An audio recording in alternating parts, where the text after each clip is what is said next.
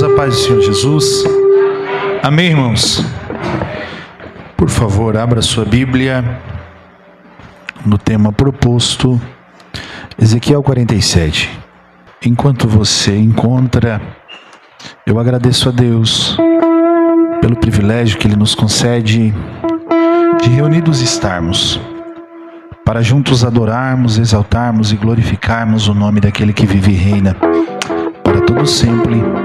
O pastor desta igreja, pastor Claudemir, Deus abençoe. A Oséias que nos fez o contato, a todos os irmãos que aqui estão, que os céus possam se manifestar nesta casa. Amém, irmão? Amém. Eu ainda estou dentro de uma igreja, amém, irmão? Amém. Glória a Deus por isso. Ezequiel 47, por favor. Segunda versão que tenho diz: o homem levou-me de volta à entrada do templo, e vi água saindo de debaixo da soleira do templo, indo para o leste, pois o templo estava voltado para o oriente. A água descia de debaixo do lado sul do templo, ao sul do altar. Ele então me levou para fora, pela porta norte, e conduziu-me pelo lado de fora até a porta externa que dá para o leste, e a água fluía do lado sul. O homem foi para o lado leste com uma linha de medir na mão e, enquanto ia, mediu 500 metros e levou-me pelas águas que batia no tornozelo. Ele mediu mais 500 metros e levou-me pela água que chegava ao joelho. Mediu mais 500 metros e levou-me pela água que batia na cintura. Mediu mais 500, mas agora era um rio que eu não conseguia atravessar, porque a água havia aumentado e era tão profundo que só podia atravessar a nado. Era um rio que não se podia atravessar andando. Coloque a sua Bíblia no banco, por favor.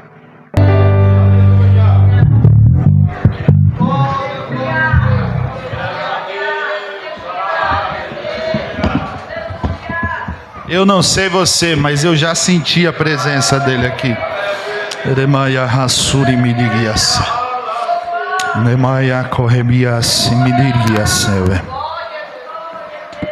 Glória a Deus. Eu quero aqui saudar também o segundo vice-presidente. Pastor, Deus abençoe a sua vida de uma maneira extraordinária. No tempo que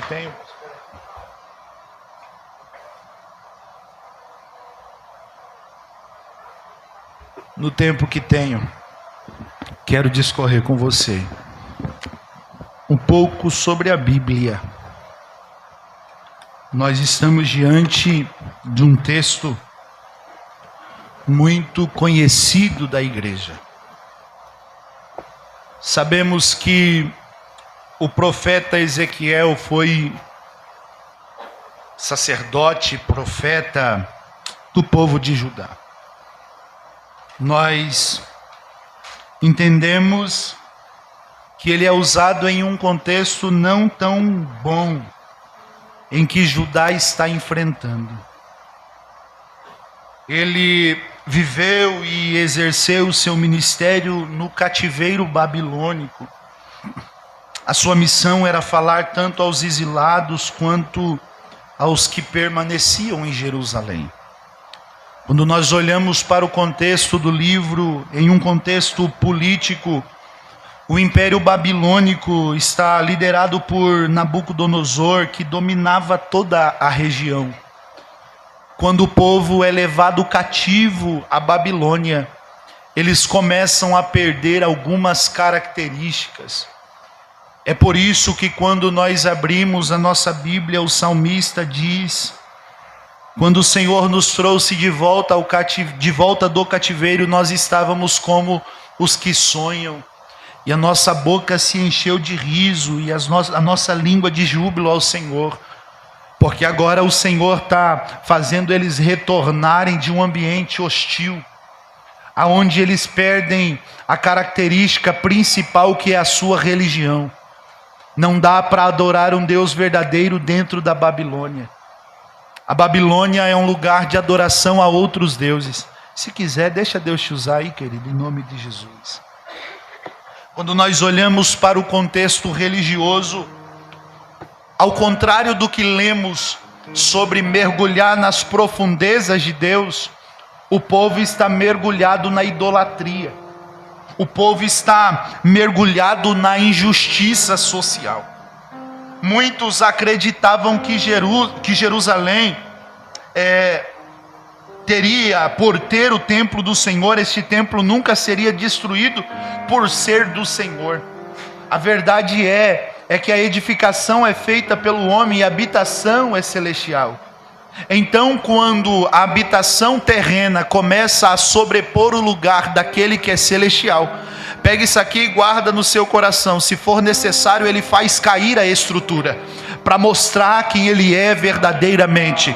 Eu vou voltar e vou repetir para você, pelo menos dar um glória a Deus. Deus vai quebrar a estrutura para você entender quem ele é na sua essência.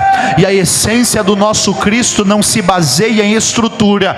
A essência do nosso Cristo se baseia em adoração, em servir, em entregar alguma coisa para ele. É impossível você entrar em um templo e não ser templo, porque entrar todo mundo entra, mas ser nem todos são. Entrar todo mundo entra, mas ser nem todo mundo é. Então eu venho nesta noite com uma palavra profética ao seu coração. Está na hora da gente voltar a ser templo do Senhor e morada do Espírito Santo de Deus. Eu venho com uma palavra profética nesta noite. É hora de deixar a idolatria de lado e voltar a adorar. Aleluia!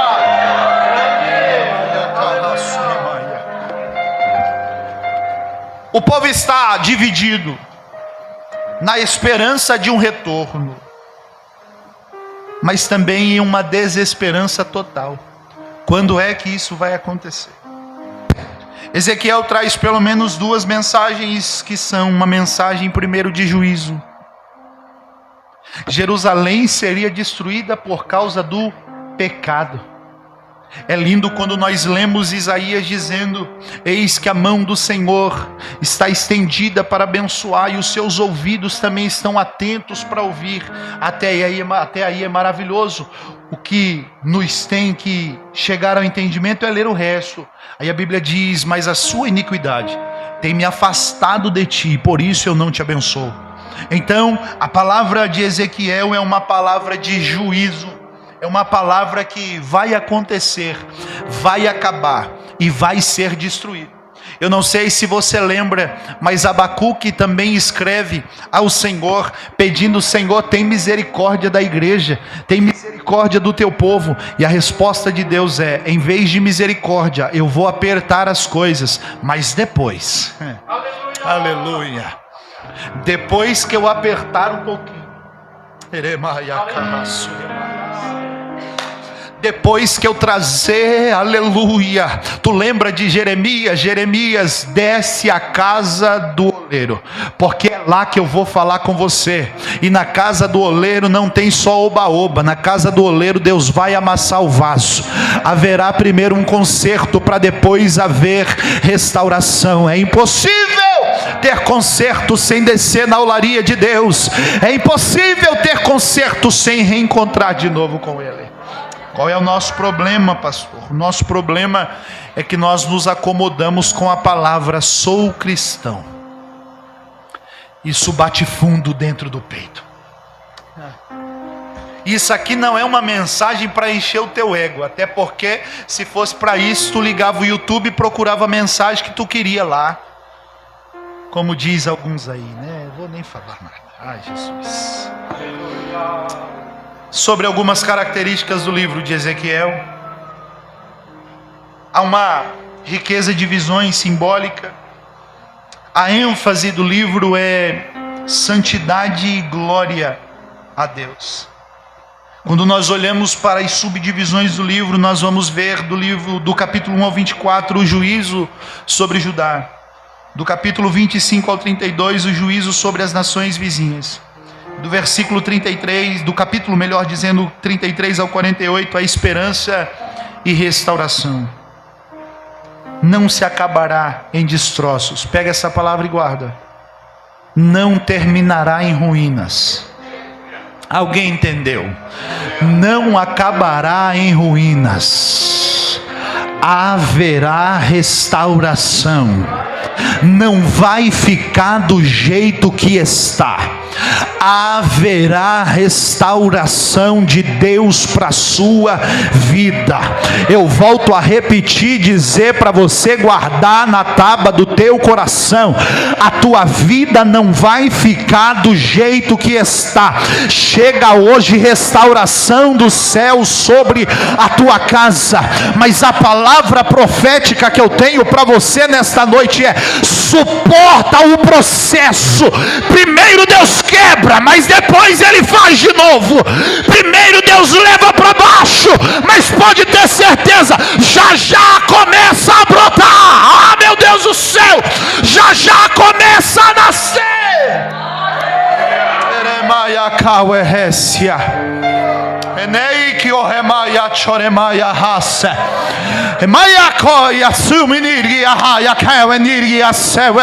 Eu sinto a graça de Jesus aqui nesse altar para profetizar sobre a tua vida. Se tu não tem força para levantar, para cantar, para pregar, o salmista vai nos dar certeza, e lá no livro de Jó também vai dizer: ainda que a árvore cortada, ah, meu Deus do céu, ainda que a árvore cortada, na onde? Lá no tronco, perto da raiz, ao cheiro das águas, ela brotará. Pastor, o que tu está dizendo? Se o cheiro da água já faz brotar de novo, ah, se você mergulhar essa noite,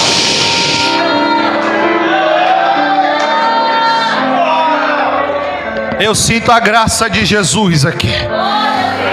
Neremaya kahasuri minirigia céu. Nei que o remiriria semenergia hawe kiwisiwe. Maya kawe remiri choremaya haseu. Niribidigia hawe gidissa energia hawe. Maya kawe dibidi choreia hawe kiwesia. Eu quero pregar, mas eu sinto uma graça de Jesus aqui. Eu sinto a presença de Jesus aqui. Oh glória! Deixa eu te dizer uma coisa: vai acontecer o mover do céu sobre nós, e ao cheiro das águas nós vamos voltar a ser igreja, nós vamos voltar a ser cristão verdadeiro. Chega o tempo de virmos aqui só para sentar, bater o ponto e voltar para casa. Haverá restauração neste tempo. Haverá restauração neste tempo. Haverá restauração neste tempo.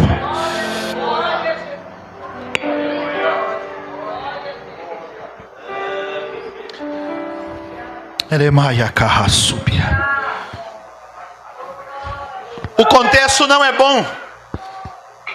O cenário não é favorável. Mas o meu Deus é especialista em agir em cenários desfavoráveis. Porque na onde há possibilidade, Deus deixa a gente fazer. Mas na onde é impossível, Ele começa a fazer. Que o remedia céu. Nós olhamos e observamos Ezequiel 47, verso 5. A partir do verso 1, nós começamos a ter um entendimento aqui. Se você ler os capítulos anteriores, você vai observar que Ezequiel é levado à porta do templo, para o lado de fora, para que ele comece a observar. Primeiro, ele está dentro do templo e está sendo apresentado para ele como o templo é. Suas grandezas. Se você for ler o livro de Ezequiel, você pega uma calculadora e começa a medir tudo que é mostrado, tudo que é colocado. Mas quando Deus, agora no capítulo 47, chama Ezequiel e diz: Ezequiel, vamos para o lado de fora, porque eu preciso te mostrar algo. Vamos para o lado de fora. Quando nós olhamos aqui, ele diz que ele é levado ao lado de fora, à porta.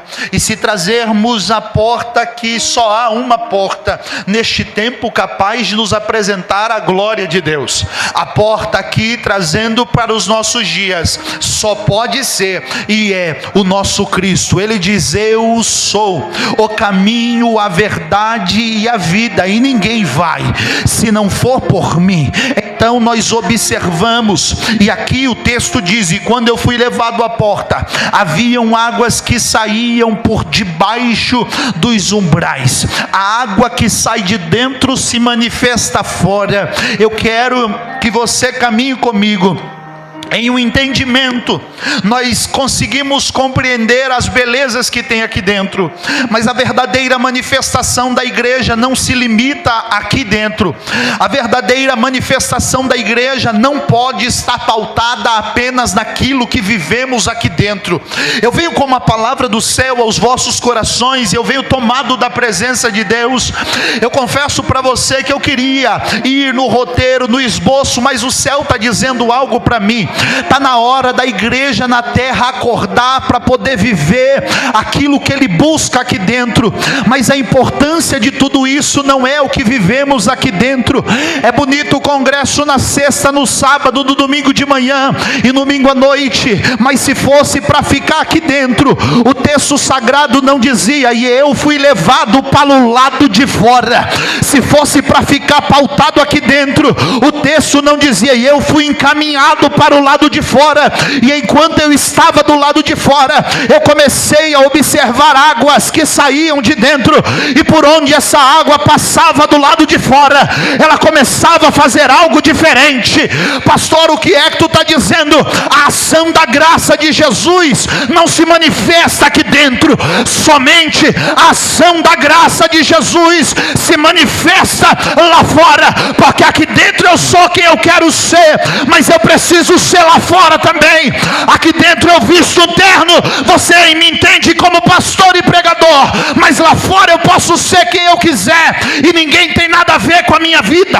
Essa é a frase que nós pastores ouvimos: o pastor só tem que saber da minha vida aqui dentro, lá fora não. Há um rio que está saindo debaixo da porta, e deixa eu te dizer uma coisa: se tu não quiser viver aquilo que ele tem lá fora, a água vai bater em você, e quando ela bater em você, vai ser do jeito que ela quer. Pastor, o que é que tu está dizendo? Eu estou dizendo que se Deus decidir te pegar, as coisas vão apertar.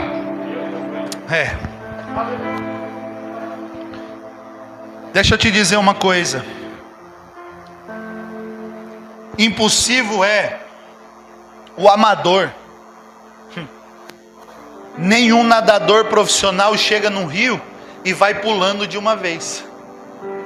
Os amadores não. E é por isso que o amador, na maioria das vezes, se machuca, porque ele não tem noção do que ele está fazendo. Quando nós olhamos para isso, aquele que tem experiência primeiro analisa, olha como é, faz um mapeamento.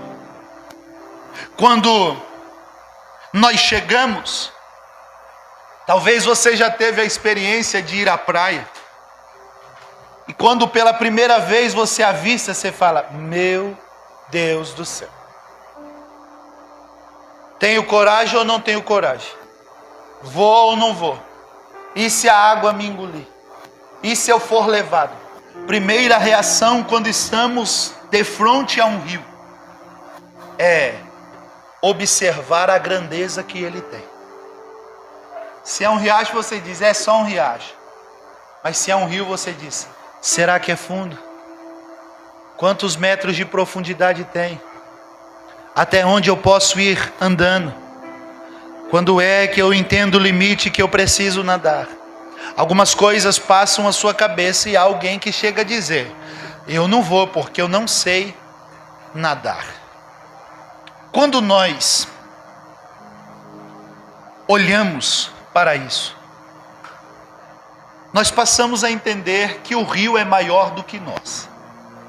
e sendo maior do que nós, manifesta-se em nós a nossa pequenez.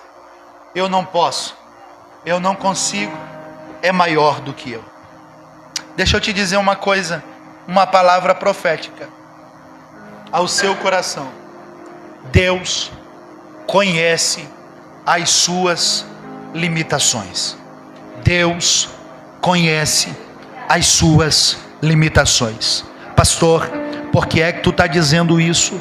Porque o texto que lemos diz: e ele foi na minha frente. Aleluia.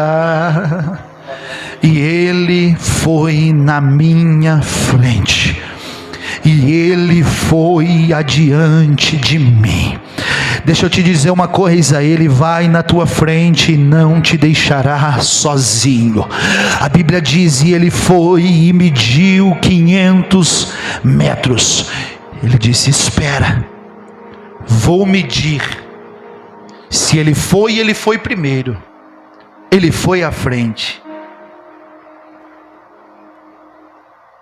A sensação, você já, em um dia muito quente, eu não sei se você já foi em uma cachoeira, por exemplo, pode estar o calor que for, quando você coloca o pé na água, a água está trincando, e a primeira coisa que nós fazemos é nos assustar, porque é a forma. Isso se chama sensação térmica, que é a forma como o corpo reage quando é exposto em alguma temperatura. E na presença de Deus não é diferente. Quando começamos a experimentar dele, logo de cara nos assustamos. O que é isso? Não sabemos decifrar se é apenas um arrepio. Não sabemos se é o Espírito Santo que está rondando a gente. Não sabemos se a voz que ouvimos é a voz, é uma sensação. E diz: o que você sentiu? Aí você responde: eu não sei, eu só senti. É a primeira sensação que nós temos quando começamos a nos direcionar a Ele, quando começamos a ir em sua direção. E deixa eu te dizer uma coisa, que é o melhor de tudo: não será igual para todos. Não será igual para todos. Talvez o frio que eu sentir não é o frio que ele sente. Talvez o calor que eu sinto não é o calor que o pastor sente. Cada um tem uma experiência. Mas deixa eu te dizer uma coisa. Eu venho aqui nesta noite para dizer para você: não importa o que você vai sentir, o importante é que você vai sentir. Eu não sei se em forma de lágrimas, eu não sei se arrepio, eu não sei se em vontade de bater palma, eu não sei se como pulando, eu não sei se correndo, eu não sei como é que você vai sentir, mas eu tenho uma palavra ao teu coração: você vai sentir algo novo de Deus nessa noite. Pastor, por que é que tu está dizendo isso?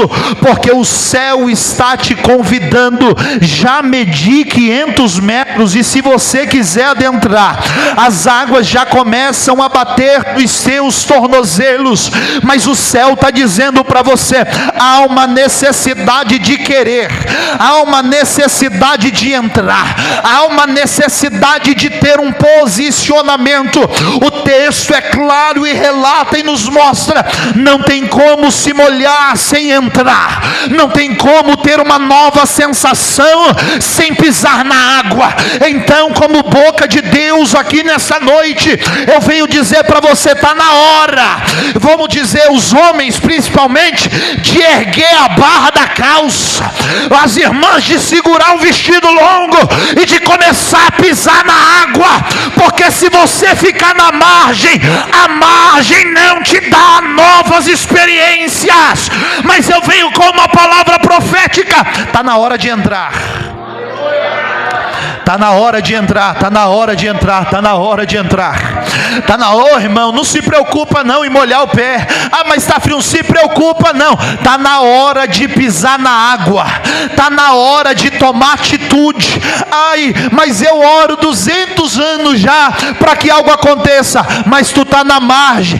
Orar apenas não adianta, tem que ter posicionamento. E o posicionamento hoje para você é: pisa na água e deixa que o resto ele faz. Coloca o pé na água e deixa que o resto ele faz. Ah, Jesus.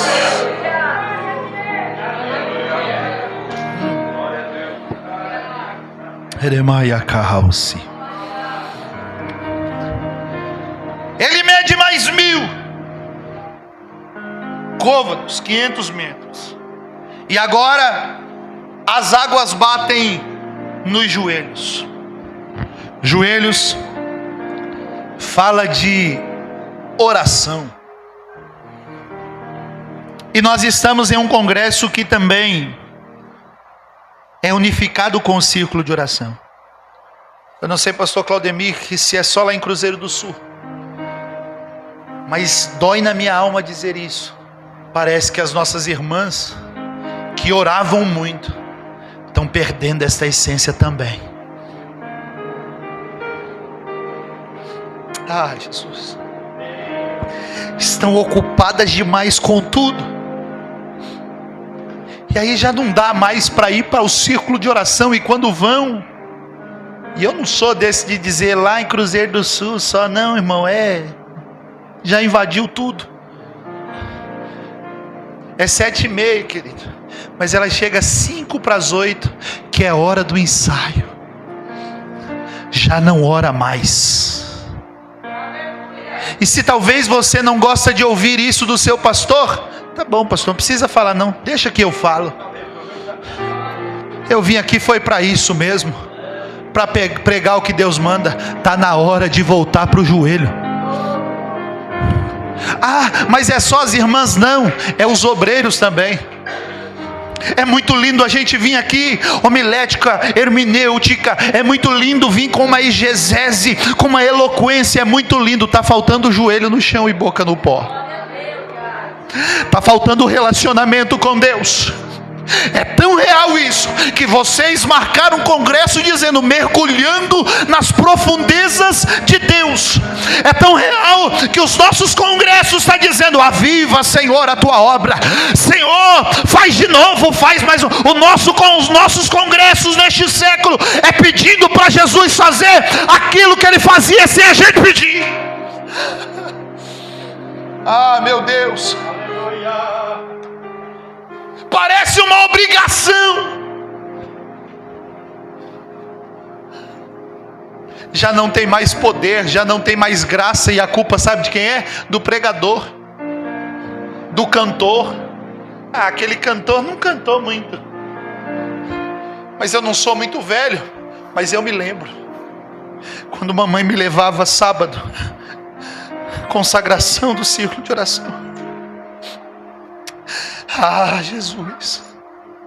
As irmãs entravam às 7 da manhã dentro do templo. Aí dizia, qual é a hora para acabar? Prevista pelo homem? 12:00. Eu orava? Não. Sabe o que eu fazia? Dormia, irmão. E quando eu acordava, estava próximo na minha cabeça de acabar. Mas as irmãs estavam cheias do poder de Deus. Aquele negócio que era para acabar 12:00 permeava. Ia 1, 2, 3, 4 horas da tarde, 5 horas da tarde, ao ponto de que as irmãs tinham que dizer, vamos parar porque a gente precisa ir em casa tomar banho para voltar para o culto.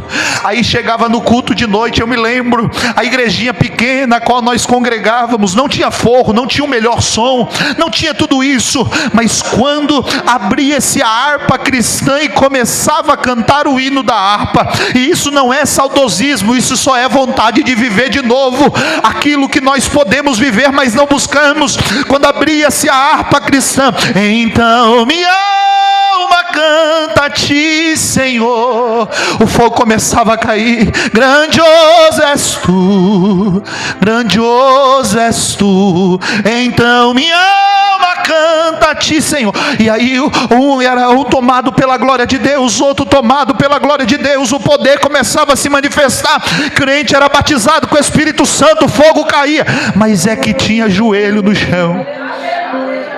Aleluia. Tinha intimidade com Deus. Eu me lembro da missionária Nilza, que foi a mãe na fé da minha mãe. Ela dizia: Edna, tu precisa consagrar minha filha, tu precisa orar minha filha, tu precisa buscar minha filha. Eu lembro da minha mãe, 21 dias de jejum assim, irmão, mas sem nada, água, pão. E o pastor José Luiz dizia: Nilza, tu vai matar a Edna. Acabava dava um intervalo de 2, 3 dias, mais 21 dias.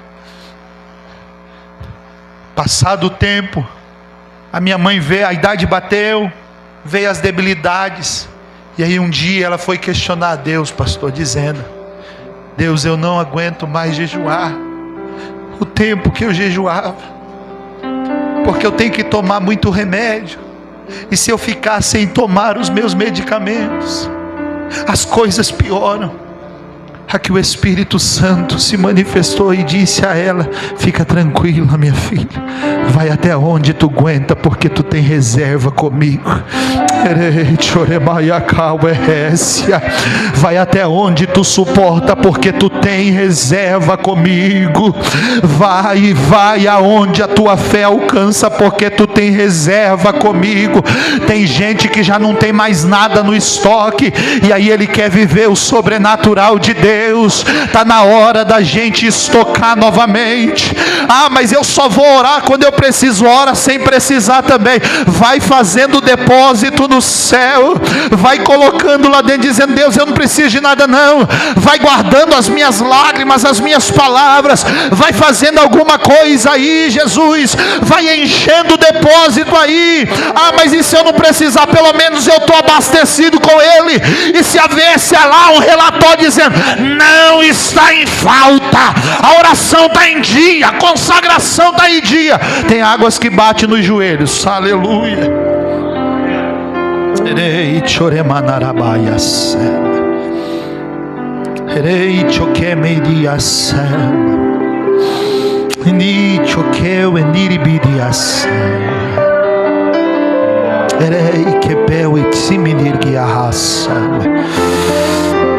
Mediu mais 1000 e agora as águas batiam no lombo. Estava no meio. E o meio é o lugar decisivo na vida do crente. É o meio, irmão. A mesma distância para chegar é a mesma distância para retroceder. Está no meio. E estar no meio é o momento decisivo da nossa vida. Ou você decide viver algo novo, ou você abandona e não vive nada com Deus. Tu lembra as irmãs quando foram ungir o corpo de Jesus? Você lê o texto bíblico nos evangelhos e a Bíblia vai narrar dizendo que quando elas estavam no meio, elas lembraram que tinha uma pedra para ser retirada. Ela diz: a pedra é grande, como é que nós vamos fazer? Somos mulheres, não temos força suficiente. Só que ali foi o momento decisivo da vida delas. Ou elas vão adiante com a perspectiva de viver um milagre, ou elas voltam para trás com a imagem de Cristo pregado em uma cruz. E ainda bem que elas decidiram ir adiante, porque quem vai adiante vive milagre. Quem caminha para frente vive milagre. Quem vai adiante vive o extraordinário de Deus.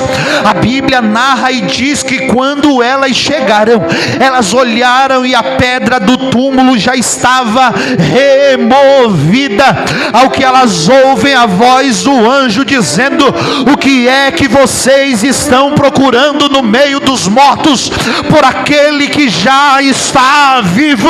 Eu vou aplicar para você entender. Quem volta do meio para trás tem a imagem de um Cristo crucificado e o remorso de não poder enxergar mais ele.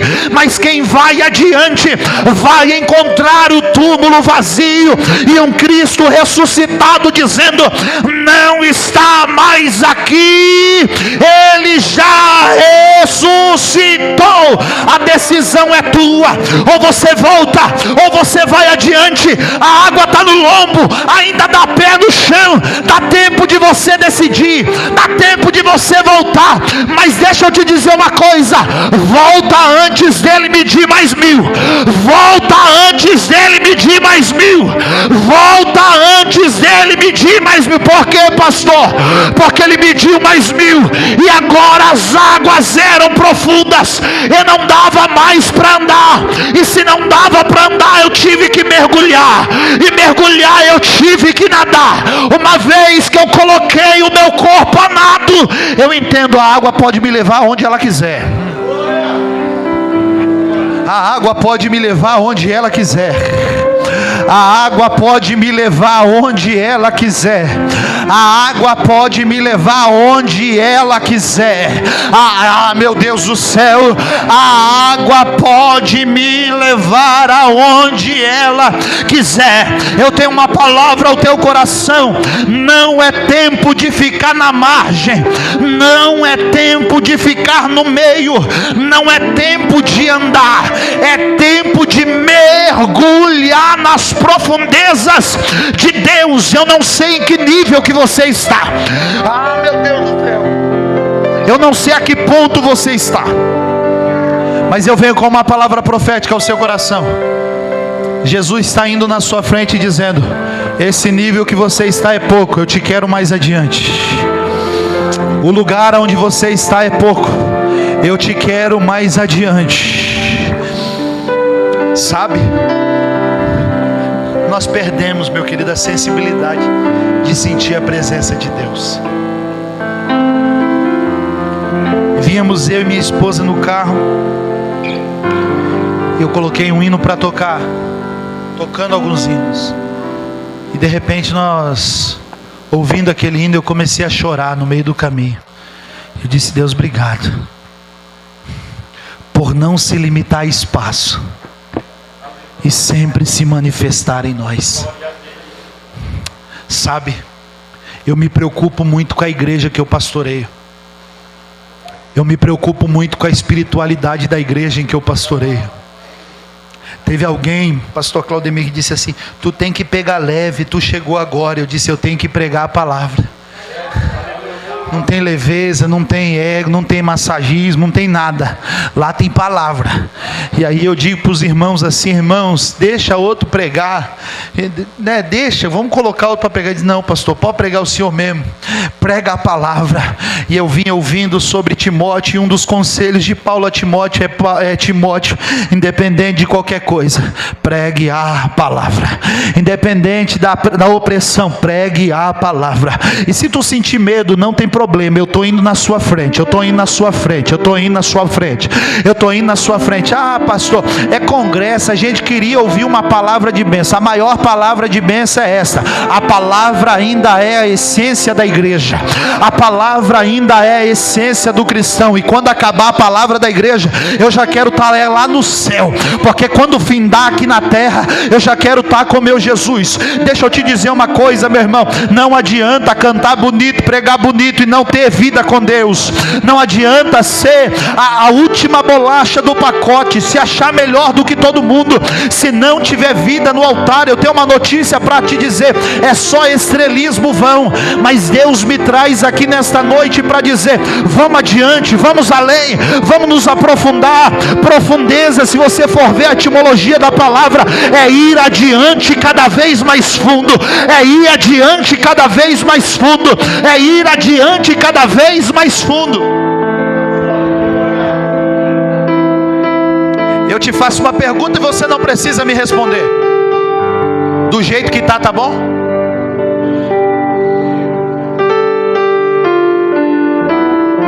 Ou você só vai se avivar? Eu preciso dizer isso, pastor, me desculpe. com todo respeito ao Senhor, ou você só vai se contentar a 3 dias de congresso.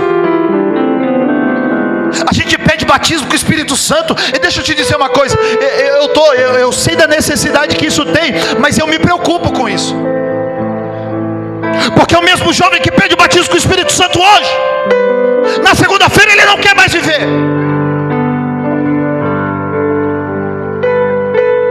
Pessoas vazias, que não tem mais seriedade.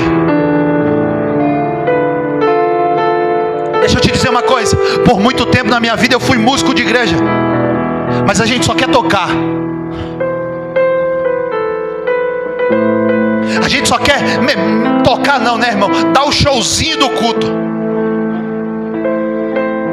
achando que a gente somos os melhores. Eu dizia, se eu não tocar, Deus olha para mim e diz assim: eu te quebro no meio, rapaz. Coloca o outro no seu lugar. Tu não é melhor do que ninguém.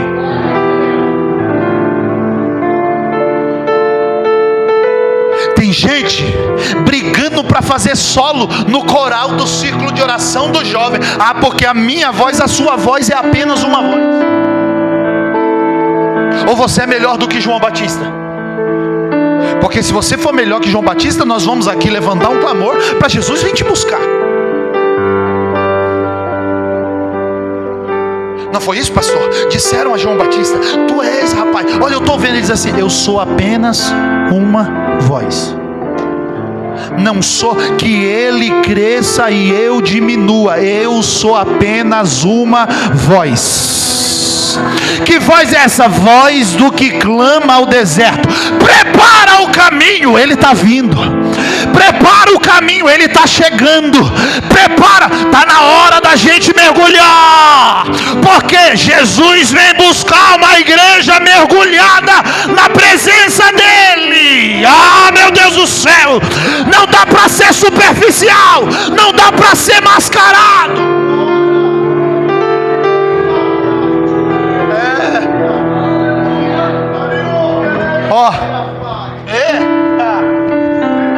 Eu ouço Jesus aqui nessa casa, e eu vim aqui para pregar a palavra, e a palavra para você nessa noite é: sai do raso, para de viver essa vida meio medíocre que você tem. Está na hora de você se aprofundar. Mas eu sou crente há 200 anos. Tempo de igreja não garante aposentadoria no céu. O céu não é INSS que você contribui cada culto para você ter uma aposentadoria quando Jesus voltar. Está na hora da gente voltar a buscar a presença dele todo dia. Está na hora da gente voltar a fazer o que é certo. Talvez, irmão, o pregador de amanhã libera um monte de bênção para você, mas eu só vim aqui obedecer a voz de Jesus. E a voz de Jesus que permeia dentro da minha alma é: está na hora de voltarmos a viver a profundeza do evangelho dentro da igreja.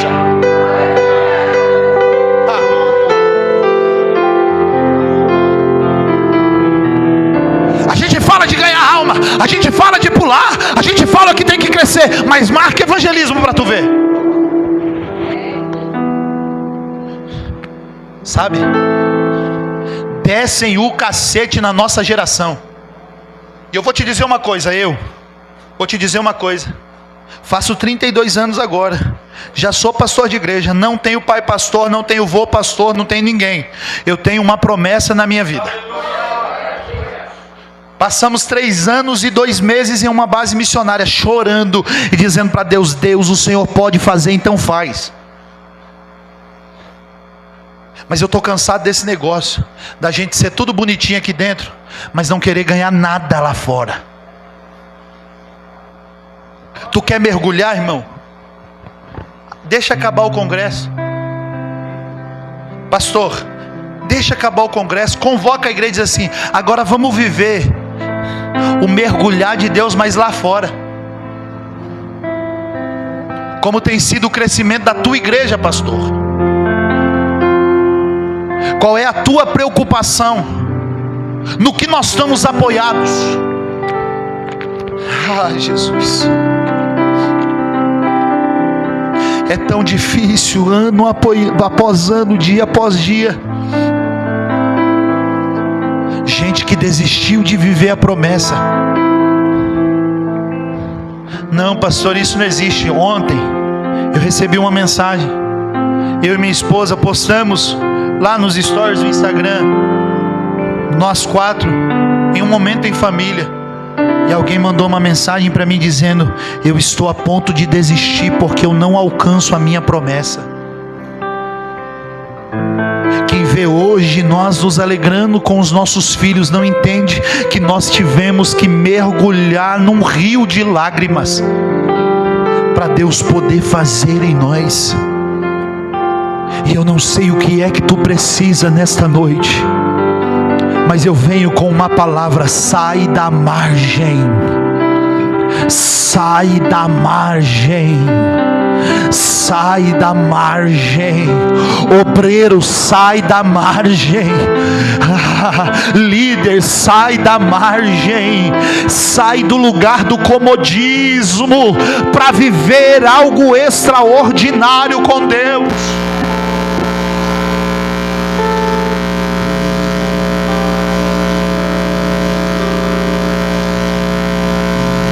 De mergulhar. Você pode se colocar de pé. Está na hora de mergulhar. Está na hora de mergulhar. A consciência que temos que carregar em nós é a consciência, mesmo que se não pularmos, Deus falou conosco. Sabe, pastor Claudemir, eu já passei da fase em que eu preciso ver as coisas revirando. Quando a gente era imaturo no ministério, você saía decepcionado de um congresso, você dizia assim: o povo não pulou, o povo não gritou, o povo não fez nada. Mas depois a gente aprende que tem hora que Jesus não quer que a gente pula. Jesus só quer que a gente mergulhe. Jesus só quer que a gente se aprofunde. Jesus só quer que a gente volte a ser crente de verdade. Jesus só quer que a gente tenha coragem. Mas a nossa ética tem impedido a gente de viver coisas extraordinárias. O cansaço do dia a dia faz a gente se limitar ao glória a Deus da nossa boca. Ai, meu Deus do céu. Aí, irmão, eu tenho uma vontade tão grande de acabar, irmão, com essas cadeiras tudo que tem aqui em cima, que você nem sabe, pastor. Lá na minha igreja, aqui eu não posso, mas na minha igreja talvez eu possa. Eu já disse aos obreiros: se vocês vão chegar um dia e vai ter uma surpresa. Qual vai ser a surpresa? Não vai ter cadeira no púlpito, vocês vão sentar tudo lá embaixo. Aí, pra quê? Pra ver se vocês lembram que vocês é crente e que vocês também podem glorificar Jesus. Pra ver se vocês lembram da época que vocês não eram nem cooperador, nem diácono, nem presbítero, nem nada. Pra quê, pastor? Pra voltar. Porque a igreja olha aqui pra cima e diz assim: se nem os obreiros têm coragem de fazer nada, quem dirá eu? Mas eu profetizo que em um tempo nós voltaremos a ter o nosso altar avivado, e esse lugar não será, meu Deus do céu, não será ocupado apenas por uma credencial, não será ocupado apenas por um cargo, mas será ocupado por homens cheios da presença dele, homens que pingam azeite, homens revestidos na graça de Deus. Nós somos o espelho da igreja. A igreja está olhando para nós.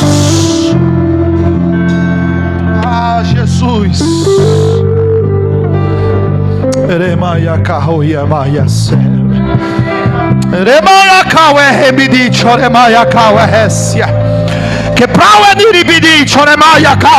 Como um vento que sopra, o Espírito Santo sopra sobre a tua vida. Ele está dizendo: eu coloco as coisas no lugar, eu coloco as coisas no lugar, e você vai viver novamente.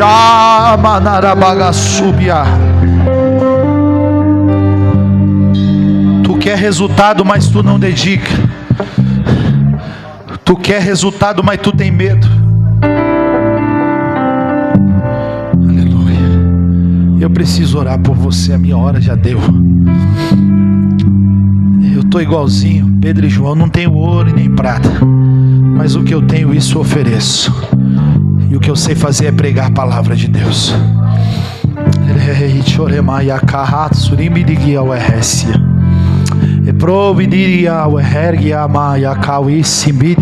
Está na hora de voltar, está na hora de mergulhar. Porventura há entre nós alguém que deseja aceitar a Jesus como seu único e suficiente Salvador? Alguém que deseja entregar a sua vida a Jesus nesta noite? Alguém que decide nesta noite reconciliar com Deus? Alguém? Se não há, eu vou orar por você. Deus, a tua palavra foi pregada, Jesus, e é o que eu sei fazer, Jesus. Pai, eu peço que a tua presença neste tempo nos faça adentrar e mergulhar a águas mais profundas, nos faça entender o cerne do que é adorar o teu nome e buscar a tua presença, entendendo, Senhor, que o raso não nos cabe mais e é hora de mergulhar nas profundezas daquilo que o Senhor tem para nós. Então eu te peço, Jesus, nos dê fôlego de vida e coragem para nos aprofundarmos a ti, e o que o teu nome, Senhor, venha ser manifesto em nossas vidas, e que nós venhamos a viver o extraordinário contigo, de modo, ó Deus, aleluia, que a tua presença invada, Senhor, os nossos corações. Jesus, começa hoje o congresso, mas amanhã, Senhor, faça algo novo. Depois de amanhã, Jesus, faça algo novo, mas que não se limite apenas, Deus, a estes 3 dias. Que o rio da tua graça invada a vida deles, o coração deles, e eles venham ser cheios da tua presença, Pai. Manifesta o teu poder, a tua graça sobre nós. É a oração que fazemos a ti, pedindo isso em nome de Jesus. Amém e amém. Que Deus te abençoe em nome de Jesus.